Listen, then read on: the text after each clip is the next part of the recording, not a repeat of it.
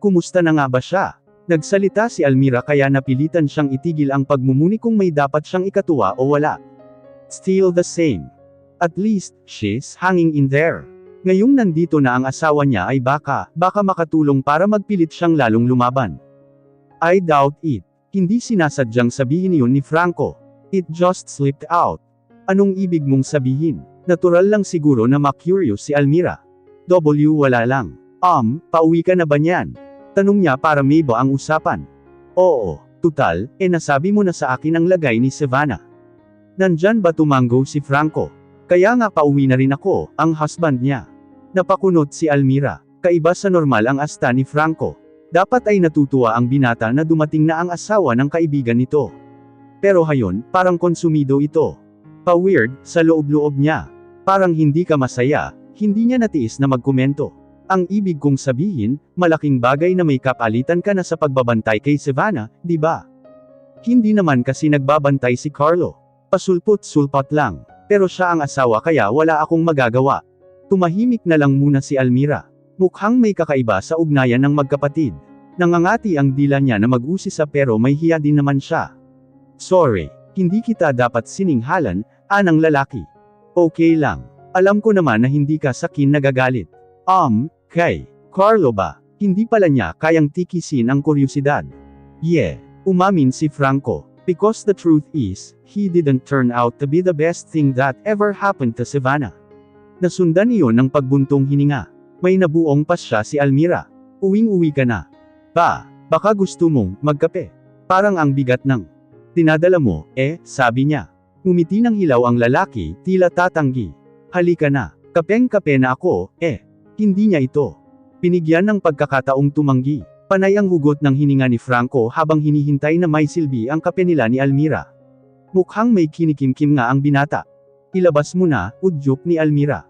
Baka kabagin ka na dyan kung panay buntong hininga ang gagawin mo. Umani iyon ng munting ngiti mula sa binata. Pasensya ka na. I'm not very good company these days. Nakakahiya sa'yo, lalo at hindi pa tayo close. Mas madali nga kung minsan na maglabas ng hinaing sa taong hindi mo ka-close, sagot niya. Kaya ano ba ang pinaghuhugutan mo ng pagkalalim na buntong hininga mo? Isa pa sa mga pinunanyang buntong hininga ang pinawalan nito. I just feel responsible, saad nito. Sa naging kapalaran ni Savannah. I mean, she used to be so happy and carefree. For the longest time ay kami ang magkasama sa mga lockeran. She's a bit weird, pero okay naman siya. And then, along came my brother. Sa States tumira ng may katagalan si kuya. Dinala siya roon ng lola namin. Nang magkasakit si mommy ng cancer ay saka lang siya nagpasyang umuwi ng Pinas. Noon niya nakilala si Savannah. It was my fault, actually, because I introduced them. My brother was smitten. Si Savannah, medyo hesitant. Naisip ko, maybe I should have discouraged her. Imbes ay wala akong ginawa. Eventually, naging sila ni kuya. Nauwi yun sa kasalan nga at sa hindi ganoon kagandang pagsasama. Kaya umuwi ay sa Pilipinas si Savannah ay dahil sa pag-aaway nila hindi lang dahil sa family reunion. Look where it got her. Halatang miserable si Franco. Hindi mo hawak ang kapalaran nila pati ang mga pag-iisip nila. Kaya bakit mo sinisisi ang sarili mo? Tanong niya. Puwera na lang kung ipinagpilitan mo kay Savannah ang kapatid mo, inireto ng todo-todo, o tinutukan siya ng balisong para pansinin ang kuya mo. May ginawa ka ba sa kahit isa sa mga iyon? Umiling ito. Kung ganoon, itigil mo na siguro ang paninisi sa sarili mo. I could have done something, giit nito. Kagaya ng ano, hamon niya. Basta lang. Sus. Pumalatak si Almira. Marami pa sana siyang sasabihin pero naudlot iyon ng pagtawag sa pangalan ni Franco. Handa na ang kape nila. Tumayo ang binata kunin iyon sa counter para. Pagbalik ni Franco ay inabala na ng binata ang paglagok ng kape pati na sa pagkain ng cake na in-order din ito. Alangan namang titigan lang ni Almira ang binata kaya gumaya na lang siya. Sa pagkain na muna niya itinuon ng pansin, sarili sa move on. Ang daming beses nang narinig ni Franco ang dalawang salitang iyon. Suyang-suya na siya at nauumay na. Lalo pa at hirap siya na sundin iyon. Pero dumarating din siguro ang punto kung saan kailangan na niyang patulan ang ganoong payo. Okay, fine, may kasalanan siguro siya. Kung may ginawa lang siya, partikular ang naisipan na gawin noon pa man pero nakaduwagan, ay baka hindi humantong sa ganoong estado sa pisikal at emosyonal na level si Savannah. Pero tapos na iyon. Lumipas na ang pagkakataon at hindi na niya dapat balik-balikan pa. Hindi rin tama na butikyusan niya ang sarili sa pagkakamaling tinanggap na nga niya na pagkakamali nga. Nakatingin kunwari si Franco sa cake pero palihim niyang sinulyapan si Almira. Kagaya noong unang makita ang dalaga, may ganang damdamin itong hatid sa kanya. At gusto na namang kumerba sa isang maaliwalas na ngiti ang kanyang mga labi. She seemed like a real nice person. At noon may ideyang pumasok sa isip niya. It's time I get on with my life. Alam mo, tama ka, hayag niya. Saan? Sa sinabi mo. Ang dami ko kayang sinabi. Alin doon? Napangiti siya. Kahit ang pagsasalita ni Almira ay nakakaaliw.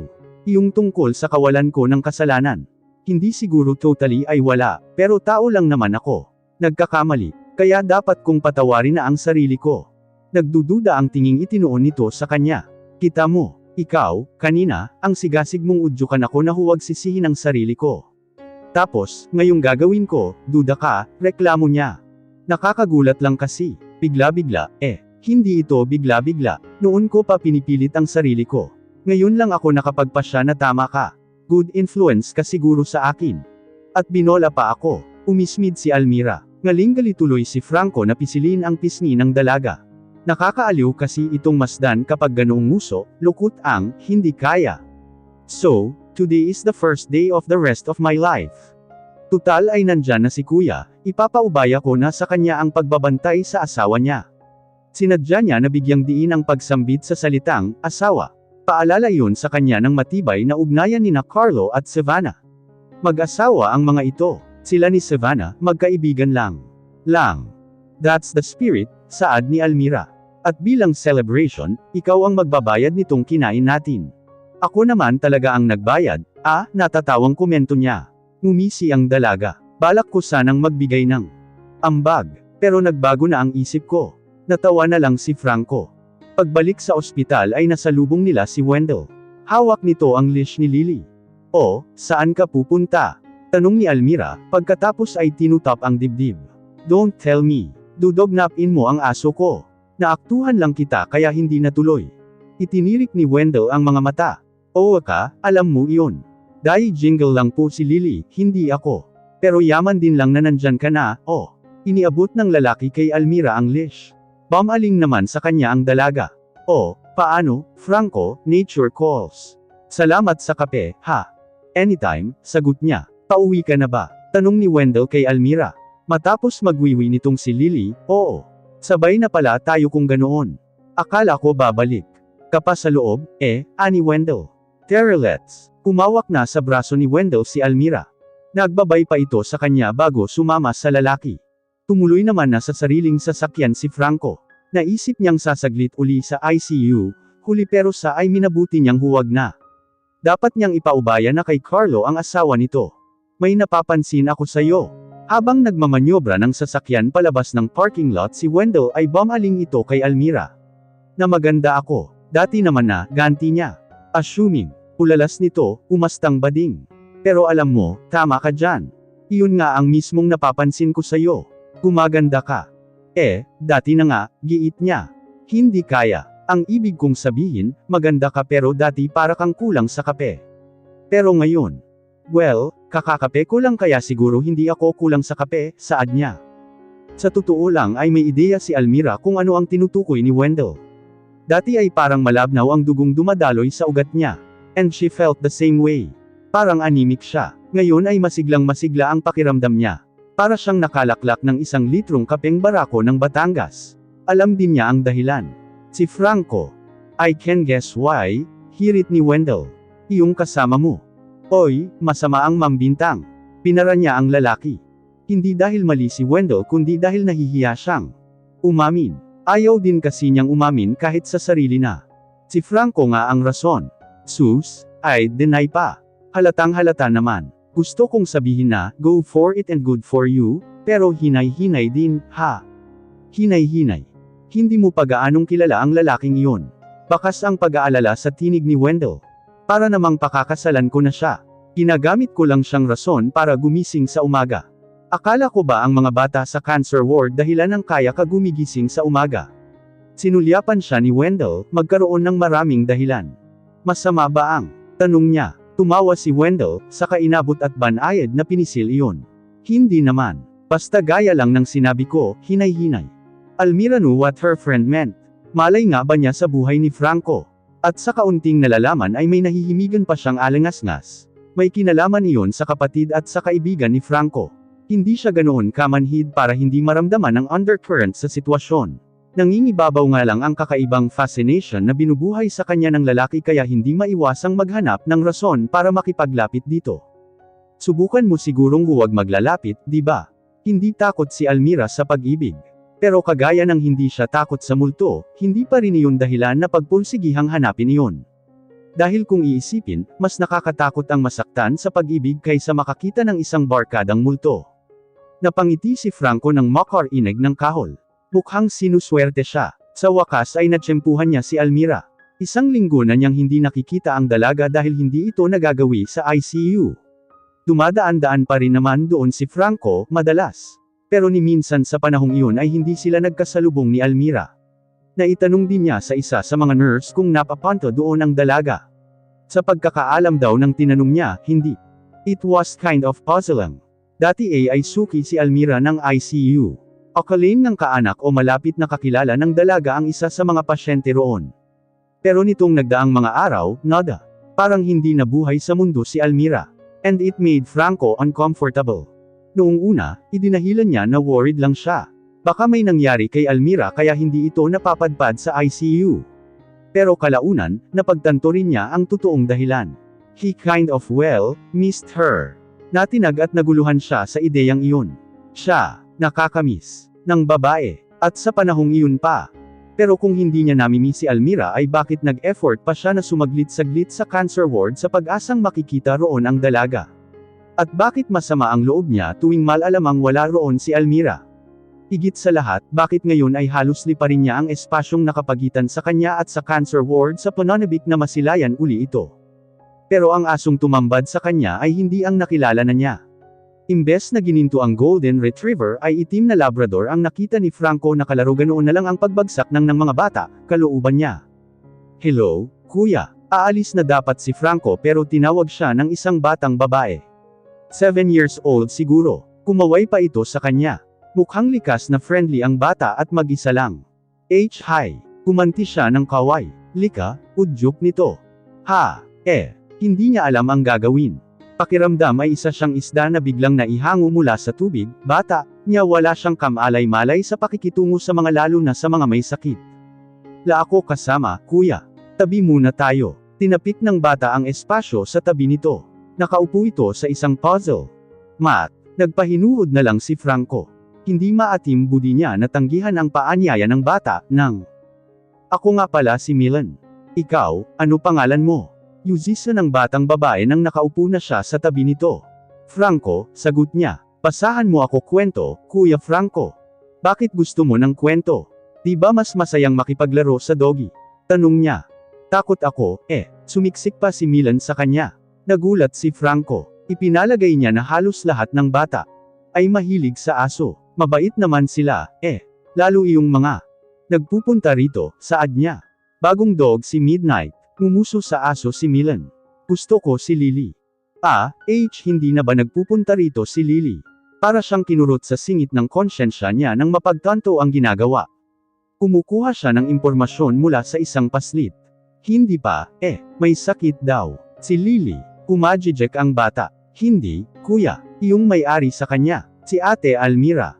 Anong sakit niya? Naalarma siya. Umiling ang bata. Di ko alam, Sabi lang ni na nurse.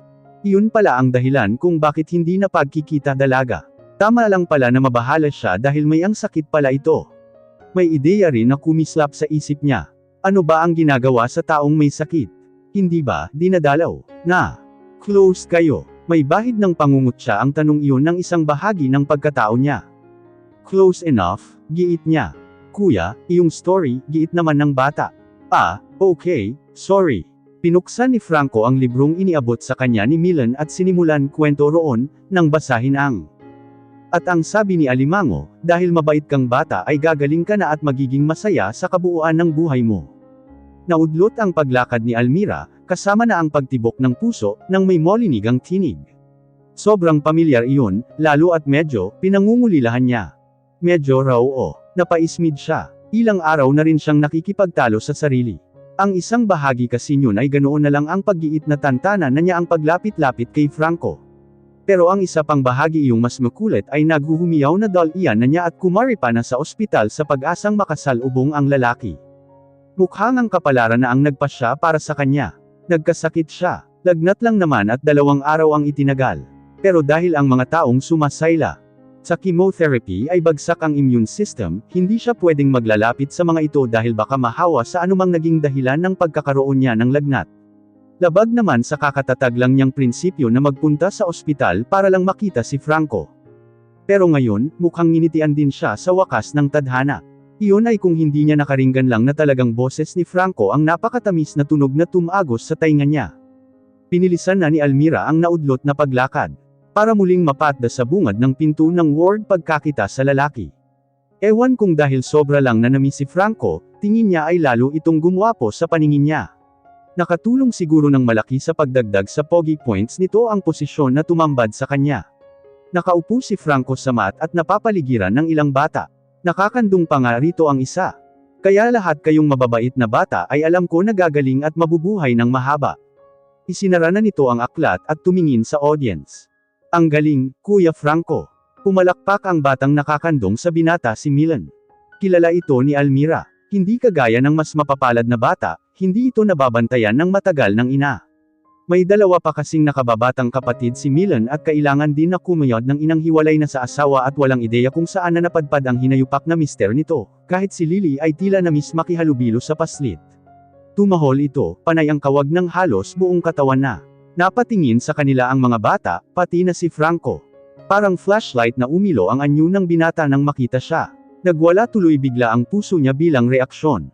Nakakainis. Ngaling-gali siyang magpapadyak. Pinipilit na nga niyang maging kalmado at pinipigilan ang nakaambang pag-circo at pag-pirouette sa ere ng puso. Pagkatapos, hayon, makikita niya na tila tuwang-tuwa ang lalaki na masilayan siya. Hindi na carry ng powers niya. Nagkandontog-untog na kasi sa lahat sulok ng cavity niya ang nagwawalang puso, ng chest. Kung hindi sa pag-atake ng guilt ay baka nawalan na si Almira ng ulirat sa matinding excitement. Guilt na hatid ng realisasyong halos kapares ng reaksyon niya kay Franco ang nadama noon sa dating nobyo. Ate, Lily, sinugod si Almira ng mga bata. Ang iba ay niyakap siya at ang iba naman, ang aso muna niya ang pinagkaabalahan. They all eventually calmed down. Sa tulong ng ibang therapists ay sinimulan na ang therapy session ng mga bata. Tumagal iyon ng halos 1 oras at sa buong panahong iyon ay hindi nila nagawang mag-usap ni Franco. Abala kasi si Almira sa papel niya bilang kasapi ng Mr. Dog program. Inakala nga niya at ikinabahala na aalis na si Franco. Laking tuwa niya nang manatili ito sa ward at makisalo pa sa ibang aktibidades. Kumusta ka na? Tanong ni Franco nang matapos na ang session at sa wakas ay magkaroon sila ng pagkakataong mag-usap. Nagkasakit ka raw. Mabuti at gumaling ka na. Muntik pa kitang dalawin, eh. Her heart fluttered like a trapped butterfly. Nag-alala kasi ako sa iyo, dagdag nito. Nag-alala. Halos malagasan na ng pakpak ang puso ni Almira na nag-ela butterfly na nahuli sa lambat. Over ka naman. Heto ako, malakas pa sa kalabaw. Kaunting lagnat lang naman ang inabot ko. Pero dahil sa kondisyon ng mga bata, hindi ko sila dapat i-expose sa mga germs ko. But as you can see, I'm okay. Looking good. Really good. Gumala Franco sa kanya, ang tingin ni. Relate na relate bigla si Almira sa uod na nahihiya. Kagaya ng uod, muntik na siyang mangisay sa kilig. Gutom lang yan, kontra niya. Mahirap na. Baka maniwala pa siya. Medyo gutom na nga ako. Hinawakan ni Franco ang tiyan. Kain tayo. Ha, remember your pledge to keep your distance. May umimik sa isip ni Almira, nanunambat pa ang himig. Kakain lang kami, hindi ako magpo-propose sa kanya. Totoo ang kasabihang kapag ginusto, maraming paraan. At ginamit ni Almira ang mga bituka niya bilang pananggalang sa paghagupit sa kanya ng katinuan. You'd better make it. We're rooting for you. Kahit si Carlo, nandito. Habang hawak ang kamay ni Savannah ay sinasabi iyon ni Franco. Sorry if I can't stay here as long as I used to. It doesn't feel right to do that now that your husband is here. But let me tell you this. I still consider you the very best friend I ever had. Malamlam ng ngiti ang sumilay sa mga labi niya. Kung sana lang. Hindi niya itinuloy. Hindi niya kaya. Kung sana ay ano. Nanlamig siya at nanigas ng may marinig na tinig, lalo at kilala niya kung kanino iyon. Ilang malalalim na hininga ang pasimpleng hinugot ni Franco, saka siya casual kunong bamaling sa nagsalita. Nandito ka na pala, casual niyang sabi. Mabuti naman. Meaning what? Naghahamon ang pagtatanong ni Carlo. Meaning nothing. I just stated a fact. You are not just stating a fact. You are implying something. Baka bunga ng guilty conscience mo kaya iniisip mong pinariringgan kita. Guilty conscience, my ass. Sino sa atin ang may dapat ika-guilty, ha? Asak ng kapatid niya, marahas na lumipad ang tingin ni Franco kay Carlo. I have nothing to hide. Iyon ang nakaambang lumabas sa bibig niya. Pero napigilan iyon ang ekspresyong nakita niya sa mukha ng kapatid. Bakit ba galit na galit ka sa akin mula nang magpakasal kami ni Savannah, ha? Is there something I don't know? Is there something you want to tell me? Come on. They say the truth will set you free and it might just ease whatever is eating you up. Naghahamon ang tinig ni Carlo. Tama ka dyan. May gusto talaga akong sabihin sa markang paywayo. You are an asshole for the way you treated Savannah. She is such a nice, sweet, loving girl before she became wife. But now, I was a nice, sweet, and loving husband to her, giit ni Carlo. So sweet and loving that you cheated on her, asak niya. Kaunti na lang sisingasing na siya. So sweet and loving that you turned her into this. Huwag kang mang-akusa ng hindi mo nalalaman ang buong istorya, anas ni Carlo. Remember that there are always two sides to every story. Ang problema sa iyo, mas pinapaniwalaan mo pa si Savannah kaysa sa akin na sarili mong kapatid. Because I know you. May kumislot na ugat sa sentido ni Carlo. Nagtadyas din ang mga bagang nito. You don't know the whole story, saad nito. And me and my wife, you don't need ta. That is between. Si Franco naman ang nagtadyas ang mga bagang. Pinitawan na niya ang kamay ni Savannah na hawak pa pala, saka walang sabi-sabing umalis na sa tabi ng kama nito. He took in several lungfuls of air when he got outside. Pinilit din niyang lunukan ang guilt na nag-uumapo sa pagkatao. Ipinikit niya ang mga mata. Let go, utos niya sa sarili. Lord knows he needed to do that. Ang problema, hirap siyang pakawalan ang pagkukukot ng kalooban. Okay ka lang. Sa isang pitik lang ay kumari pa sa kawalan ng kanina lang ay hindi maalis-alis na pagsisintir ni Franco. Just because of the voice he heard. Agad nang kumerbo sa isang ngiti ang mga labi niya. At bago pa damilat ang mga mata at tingnan ang nagsalita ay magaan na ang kalooban niya. Hoy, tinutdot ni Almira ka pa ba o estatwa ka na? Ang dibdib niya, buhay. Buhay pa, buhay na buhay.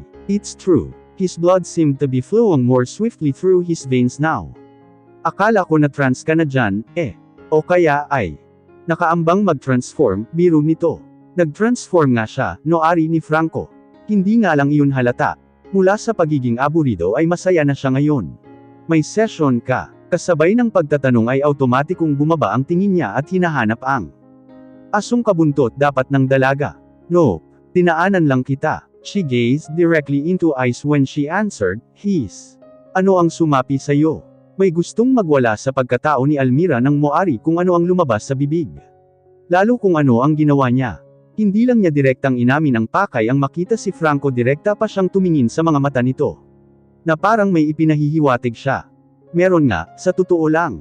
Kaso ay hindi dapat at hindi rin niya iyon sinadya. Kaya natarante siya nang matukoy ang mga pangyayari. Ang ibig kong sabihin, baka kasi, baka gutom ka. O kaya baka, malungkot. Kaya naisip kong, it's okay. Hinawakan ni Franco ang mga para iharap siya at hilahin palapit dito, balikat niya. Halos mag-cardiac arrest si Almira sa ginawa ng binata. Lalo nang makitang sinasalubong nito ang tingin niya. I'm glad you came. Ngumiti si Franco. Naging mas malambot pa sa gelatin ang mga niya pati lahat na rin ng mga kalamnan, tuhod. I like seeing you. I like being with you. Masaya ako kapag kasama kita. Kaya nga laking pasasalamat ko na nakilala kita. Ano ang sinasabi mo? Paki-explain. Lalong natuliro si Almira, at nakiliti ang lahat ng mga pandama. Right now, all I want is to be with you, patuloy nito. Kaya kung saan mo man gustong pumunta, sabihin mo lang at sasama ako. Sa langit, sumingit sa isip niya iyon na mabilis na ipinagtabuyan ni Almira. Medyo censored ang dating yun at hindi kaya ng hiya niya. Sa dog shelter, iyon ang naisip niya kaya iyon ang unang sinabi. Dog shelter. Oo, welcome lagi doon ang mga volunteer. Natawa ito. It's not what I expected but I'm and game he was. Napatunayan iyon ni Almira nang makarating sila sa shelter. Naglinis si Franco ng mga kulungan, nagpakain ng mga asong gutom, at nakipaglaro pa sa ilan. Nagsisituloy siya na isinama-sama pa ang binata roon. Lalo lang kasi na tumaas ang paghangang nadarama niya para dito. Tumindi rin ang fascination niya na inasahan at ipinagdasal pa na lilipas din agad-agad. Maraming trabaho sa shelter, kaya nga welcome lagi ang mga volunteer. Pero nauubos din naman ang gawain. Sa kalaunan ay wala nang maisip na gawain si Almira. Tapos na, tanong ni Franco. Mukha, aniya. Then it's my turn, hayag ng lalaki. Your turn to do what? Ikaw naman ang pakakainin ko. Paliliguan. Iwowok. Natawa ito. I choose letter B, sabi pa nito. Nag-init ang mukha ni Almira at sumali na ang buong katawan, nang maglaro sa isip ang itsura ni Franco habang pinapaliguan niya. Gusto na nga niyang ipepe ang mga kamay sa mukha sa sobrang init. Sira. Kinutusan niya ang lalaki. Joke lang. Ang ibig kong sabihin, ako naman ang magyayaya. Sana ay kasing game kita. Huwag mo lang akong utusang kumain ng kahit anong buhay, carry ko, sagot niya. Mas sira ka pa pala sa akin, ganti nito. Come on. Sa luneta sila humantong. Luneta. Seryoso. Sa loob-loob ni Almira, kailan ba siya huling napadpad doon? Hindi dahil sa iniisip niyang badoy ang mamasyal sa luneta. Hindi lang siya nagkaroon ng pagkakataong mapagawi roon. Hindi rin naman nagyaya roon ni minsan si Franz. Bakit dito? Naitanong tuloy niya nang nakatayo na sila malapit sa dambana ni Rizal. Gusto kong magpa-picture, sagot ni Franco. Bago pa masira ang view. Tingnan mo kaya. Itinatayo sa banda roon ang pinakamasagwang photobomb na nakita ko. Nalukot ang mukha ni Almira pagkakita sa tinukoy ni Franco. Isang gusali ang under construction at panira talaga iyon ng view ng mga gustong mag-selfie kasama ang pambansang bayani. O siya, Tara, pa-picture ka na habang may pagkakataon pa. Nagmadali na kunwari siya. Pose ka na dyan. Inilabas niya ang smartphone. Ako lang. Tayong dalawa. Wala akong selfie stick, Mas maganda kung malayo ng kaunti sa'yo ang kukuha ng picture para kitang-kita ang view, katwiran niya. Maghanap tayo ng kukuha. Markang paywa ayon, si ate. Isang babae na may kasamang teenagers at nagpipicturean din ang itinuro ni Franco. Hinintay nilang matapos ang mga ito sa pagkuha ng picture bago nilapitan ng binata. Ang binata na ang nakipag-usap sa babae.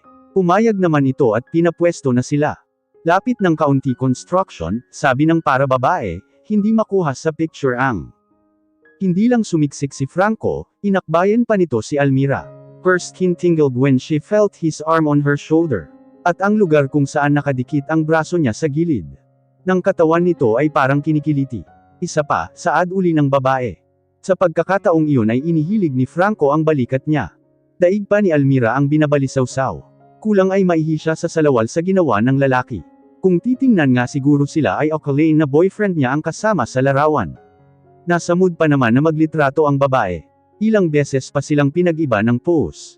Si Almira na nga ang sumuko. Masyado na siyang nakikiliti sa mayat-mayang pagkikiskisan ng mga balat nila ni Franco. Baka makahalata na ang binata na kakaiba na ang tingin niya na kaunti na lang ay sasagpangin na ito at papapakan, ulo sa. Ang daya nga lang. Puro nasa phone mo ang mga picture. Reklamo ni Franco nang umalis na ang babae. Ngayon ka pa hihirit, wala na siya. Sana kasi ipinasa mo ang phone mo sa kanya kanina. Di bale, hindi problema iyon. Ano ang ginagawa ng Bluetooth? Sabi niya, meron naman siguro ang cellphone mo, markang Paiwano. Meron nga kaso, ayaw gumana. Ewan kung dahil magkaiba ang OS ng mga telepono nila o may mali lang sa alignment ng mga planeta. May Wi-Fi plan si Franco, kaso si Almira ay wala. Kaya hindi nila magamit ang internet para magpasa ng litrato. I have a better idea. Sama ka sa bahay para mailipat ko sa laptop ko, anito. Hindi ko dala ang PC, May iba pa naman sigurong paraan para maipasa ni Almira ang mga litrato sa lalaki. Ibig sabihin ay pwedeng huwag siyang pumayag sa mungkahi nito. Ang problema, mukhang hindi siya papayagan ng puso niya. Subukan mong sayangin ang chance at makikita mo lang, banta yun. For the first time in a long while, Almira felt giddy and breathless over the prospect of being with a guy. Nakakagulat iyon, pero nakaka-excite din. Kahit nga ang guilt na nagtangkang umatake sa kanya ay tila napipilan ng balingan siya ni Franco. Magsama tayo ng barangay tanod kung duda ka sa motibo at pagkatao ko, sabi nito na napapangiti. That smile melted Almira's resolve. Naisip din niya na ang isang lalaking kinakitaan ng debosyon sa kaibigang nasa bingit ng kamatayan, mabilis na kagiliwan ng mga batang may sakit, at walang reklamong naglinis ng ebs ng aso, ay malabo sigurong magkaroon ng maitim na budi. It was common knowledge that dogs and kids instinctively knew who to trust.